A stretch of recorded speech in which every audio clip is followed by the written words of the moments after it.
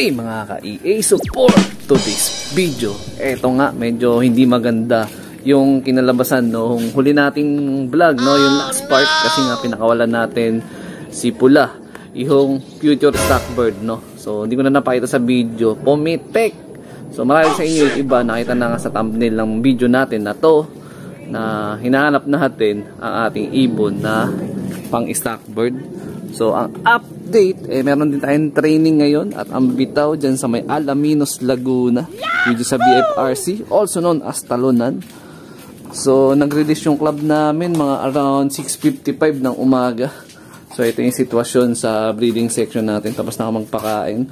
Ito nga pala yung binibigay natin sa breeder na pinapaitlog natin is egg 1,000, no? So water soluble din siya. Hindi naman ako araw-araw nagbibigay, parang 2 days straight, tapos pahinga ng 2 days straight ulit. Pang suporta para mas maging fertile yung mismo mga ilalabas nilang itlog, no? Ayan, so ito possible second clutch nila. Yung nakaraan kasi nila is tinayuan nga nila mga kalapatids, no? At hindi na nila pinisa. Sayang na sayang yun. Ito, zero balance ang ating pliers loop, no? So kasama sa training natin ngayon sa Alaminos, Laguna, yung dalawang warrior natin na si Miss Puyo at saka si Hanzo. Ayan, yung iba nating ibon, nagpakawala ko kanina mga around 7 AM kasi nagbaka sakali nga ako na, uy, may nalipad dun. Si Pula ba yun? Meron akong papakita sa inyo na apps pala, no, mga kalapatid, which is yun yung ginagamit ko pag tuwing sumusukat ako ng air distance mula sa pagbibitawan hanggang pauwi dito sa ating loop. Ayan, nagliparan na sila. So si Japan pala nakauwi, di ba? So parang 2 days lang na quarantine, pinakawalan ko na. Ayan, pinaronda ko na nga rin. Ayan, kasama siya dyan sa pinaronda ko. Ayan, no. So medyo may kalayuan na rin mga kalapatids yung air distance ng training natin, no, pabalik dito sa loop. Ayan, so mamaya ang gabi sa isang club naman tayo magkakarga ulit. Check natin kung kakayanin nung dalawang ibon na pauwi natin mamaya, kung maisasabay ulit natin sila sa kabilang club, no. Baka sakali isali natin sila sa pooling kasi tama po ba yun? Eto na mga ka-EA, so gagamit tayo ng application, pero dapat naka-open location ka, tapos yung wifi naka-open din.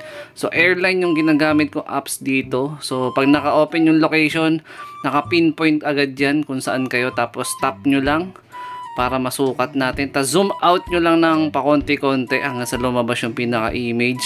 Kasi hanapin nyo yung pinaka-location ng release point. So hindi naman eksakto yung pinakabitaw, pero ang importante yung specific na lugar mapupuntahan nyo. So ito, zoom in ko na ulit, hahanapin ko yung Alaminos, Laguna. Ayan, so point natin dyan. So lumabas na kilometer 86 km point 22. So yun yung assuming na air distance no training. A few moments later. Okay, so nakita nyo yung gamit nating apps, airline yun. So download lang naman yun mga kalapatid sa yun, no. Mada-download lang yun sa Play Store. So expect natin na pauwi natin mga past 8 yan, mga 8:15 to 8:20 siguro. So 86 kilometers nga yung ating air distance. Tapos pagka umumi sila, meron naman akong ipapakita pa sa inyo na isa pang application na ginagamit natin, panukat naman ng speed, na nada-download din naman sa Play Store. Ayan, tuturuan ko kayo kung ano yung apps na gamit natin. Para sa akin accurate yun kasi tinesting ko naman, huy, ano yun? Diliparan na naman sila. Sana makauwi pa yung Pula natin. Kaya lang kahapon pa nga nawawala yun eh. Ayan, oh. 75 years later. Update tayo mga ka-EA. May pauwi na tayo. 8:17. Ito, nauna na naman si Miss Puyo. Pasok na. Hindi na natin ginamitan ng stick. Ito siya. Diretso sub-sub sa tubig. Okay naman siya. Hindi man lang putik yung paa. Sadyang nauhaw lang talaga si Miss Puyo. Ayan, first dropper natin to. 8:17. Mamaya ako compute natin yung oras ng yung speed niya sa oras ng pauwi niya. From 6:55 pauwi ng 6:15. Grabe, oh, rekta agad dito. Kala ko hindi ko pa nga maaabutan na mabidyohan kasi bumaba agad dito. Hindi na nagpa-stick. Tapos eto, bumaba na rin si Japan. Ayan siya. Medyo nanibago lang siya nung kanina pagbitaw ko. Kala ko di papasok eh. Ito. Nako. pumasok dun si Mina to sa taas. Yan na yung pinakakuta ngayon ni Miss Poyo tsaka ni Hanzo. Ayan. So meron tayong first dropper. Medyo gumanda na yung yung sikat ng araw, kaya kanina umaga medyo maulan pa Kaya lang yung senyales naman dun sa hinahanap nating ibon na nag-overflow, wala talaga. Kung sino pa yung paborito natin na gagawin dapat nating future breeder, yung pa yun wala. Ayun Meron tayong isa. Okay. Mamaya check natin. Pagkakakayanin siguro ni Miss Poyo tsaka ni Hanzo, baka ikarga ko ulit sila mamayang gabi sa isa pang training doon sa kabilang club. Medyo mas malapit yun. Sayang natin sa pooling. At eto naman mga ka-EA, susukatin na natin yung speed ni Miss Poyo. Ayan. So velocity calculator, type natin yung time release 6:55, tapos yung arrival niya 8:16 assuming lang. Tapos yung kilometer distance 86 na lang sarado. So naging 1061. Ayan. So makikita nyo pa rin sa Play Store yung pinaka-apps niyan. Ayan yung ginagamit. A few moments later. Eto na mga ka-EA, kakadapo-dapo lang nga ni Hanzo. Time check natin 8:25.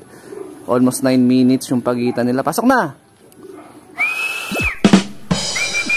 Ayun. Saan ka malang galing? Ba't naiwan ka bahagya? Pasok! Ayun Ayun na yung siga natin na si Hanzo. Medyo naiwan siya bahagya. Kanyang asawa na si Miss Poyo. Pero okay lang. So, na-survive natin ang 86 km air distance training, which is sa Alaminos, Laguna nga yan. Pabalik dito sa loop natin sa Bulacan. So, mag-ready na kayo Pahinga lang konti. Mamayang gabi, karga ulit tayo. Sasali tayo sa pooling. Pwede ko kayong ihabol sa pooling. So, ito yung ating ibon. Mamaya, kasama to sa pagkarga. Ayun si Mina to. Dapat kasabay nga yan dun sa Alaminos, sa BF. Kaya lang, nakalagtaan ni Boss Jordan. Pero okay lang naman, hindi tayo nagmamadali na mawala si Mina to.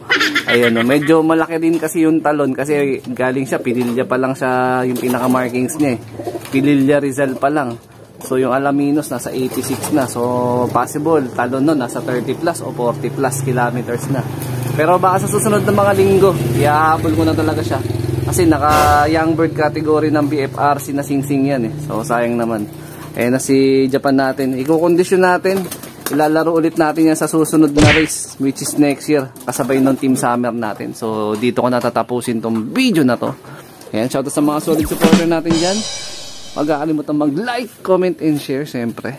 So sana makauwi pa yung isa nating hinahanap na future stock bird. Pero mayroon na akong post, sabi ko baka sakali kung meron mang magbalik ng ibon natin, kunyari pumasok sa loop ninyo, tumukod sa inyo, pwede natin pag-usapan. Papalitan natin ng ibon yan. Same bloodline pa din, pwede. Pero yun, hinahabol ko kasi kulay pula. Favorite ko kasi yan So ingat mga kalapatids. Keep safe. God bless.